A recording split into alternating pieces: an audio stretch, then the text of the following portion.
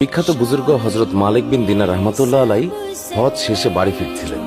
পথের মাঝে একটি কাকের চলার ভঙ্গি দেখে তার মনে সন্দেহ হল। ভাবলেন, নিশ্চয়ই এর কোনো কারণ আছে, রহস্য আছে। এই রহস্য আমাকে উদ্ঘাটন করতেই হবে। তিনি কৌতূহলী মন নিয়ে কাকটির পেছনে দ্রুত চলতে লাগলেন। কিছু দূর যাওয়ার পর তিনি দেখতে পেলেন কাকটি উঠতে উঠতে একটি গর্তের মাঝে ঢুকে পড়ল। হযরত মালিক বিন দিনার বললেন, সেখানে গিয়ে আমি একটি বিস্ময়কর ঘটনা প্রত্যক্ষ করলাম।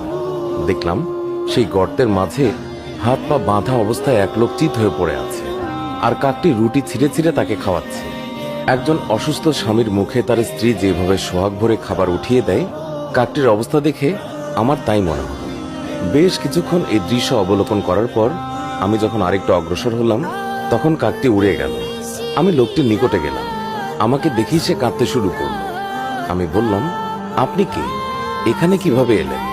আপনার অবস্থাই বা এমন কেন? উত্তরে সে বলল, আমি হজ শেষে দেশে ফিরছিলাম।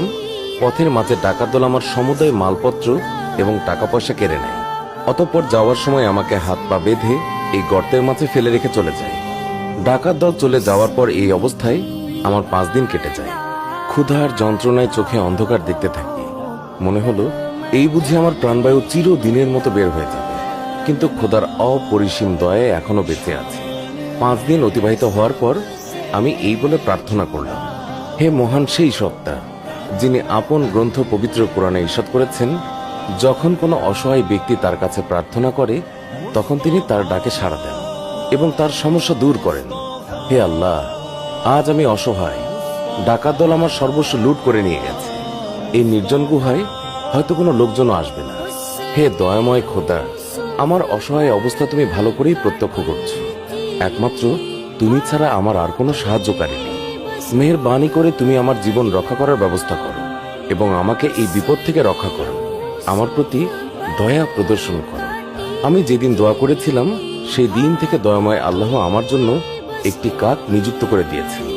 কাকটি প্রত্যহ 3 বার আহারের সময় আমার নিকট খাবার নিয়ে আসে এবং নিজেই ঠোঁট দিয়ে ছিঁড়ে ছিঁড়ে খাবার খাইয়ে দেয়, আবার চলেও যায়। ইতিমধ্যেই আমি আমার হাত পায়ের বাঁধন খুলে ফেলেছি। বাঁধন মুক্ত হয়ে সে আমাকে জড়িয়ে ধরে ফুঁপিয়ে ফুঁপিয়ে কেঁদে উঠল। অতঃপর বলল, মহান আল্লাহর শুকরিয়া আদায় করার মতো ভাষা আমার নেই। তিনি আমাকে একটি কাকের মাধ্যমে আহারের ব্যবস্থা করেছেন, আবার আমাকে উদ্ধারের জন্য আপনাকে পাঠিয়ে দিয়েছেন। এরপর আমরা লোকালয়ের দিকে ফিরে এলাম। পথের মাঝে আমাদের ভীষণ পিপাসা হলো, কিন্তু সাথে কোনো পানি ছিল না। তাই পিপাসায় কাতর হয়ে আমরা এদিক সেদিক পানি খোঁজ করতে লাগলাম। হঠাৎ করেই দূরে মাঠের মাঝে একটি কূপ দেখতে পেলাম। এর পাশাপাশি আমরা এও দেখলাম, সেখানে এক পাল হরিণ ঘোরাফেরা করছে এবং কয়েকটি হরিণ মুখ লাগিয়ে কূপ থেকে পানি পান করছে। এই দৃশ্য দেখে আমরা আল্লাহর শুকর আদায় করলাম এবং বললাম, আমরা পানি পেয়ে গেছি। তৃষ্ণায় আমাদের প্রাণ বের হওয়ার উপক্রম। কূপ দেখতে পেয়ে আমরা খুবই খুশি হলাম এবং একটু দ্রুত হেঁটেই কূপের নিকট গিয়ে পৌঁছালাম। আমাদেরকে দেখে হরিণের দল তারা ছুটে পালালো। আমরা কূপের কিনারায় গিয়ে দেখি পানি একেবারে তলদেশে পৌঁছে গেছে। এরপর আমরা রশি এবং বালতির সাহায্যে সেই কূপ থেকে পানি উত্তোলন করে তৃপ্তি সহকারে পান করলাম। অতঃপর আমি আমার মহান প্রতিপালক আল্লাহর কাছে আশ্চর্য হয়ে জিজ্ঞাসা করলাম, হে আল্লাহ, আমরা মানুষ, আশরাফুল মাখলুকাত, সৃষ্টির সেরা জীব। আমরা তোমার ইবাদত করি, রুকু দিই, সিজদা করি, তোমার কালাম তিলাওয়াত করি। আর হরিণ, সে তো জন্তু ছাড়া কিছুই নয়। তার মাঝে বিবেক নেই, বুদ্ধিও নেই, আর তোমার ইবাদতও করে না, রুকুও করে না, সিজদাও দেয় না। তথাপিও তাদের জন্য কূপের পানি উপরে তুলে দিলে আর আমাদেরকে কূপের তলদেশ থেকে কষ্ট করে পানি উত্তোলন করে সেই পানি পান করতে হলো। হে খোদা, তোমার এই খেলা বুঝে আসলো না। এমন সময় গায়েবী আওয়াজ এলো, হে মালিক বিন দিনার, শুনে রাখো, হরিণ সর্বদাই আমার প্রতি ভরসা রাখে। পানি পানের দরকার হলে বালতি রশি তালাশ করার প্রয়োজন পড়ে না। আমি তাদের পানি পানের সুব্যবস্থা করব। এই দৃঢ় বিশ্বাস নিয়েই তারা আগমন করে। সুতরাং তাদের বিশ্বাস মতোই পানি মিলিয়ে দেই তাদেরকে। আর তোমরা তো পানির পিপাসা হলে রশি বালতির খোঁজ করতে থাকো, বিভিন্ন মাধ্যম তালাশ করো। সুতরাং তোমাদের সাথেও আমি ওইরূপ ব্যবহারই করি, যেরূপ তোমরা বিশ্বাস রাখো।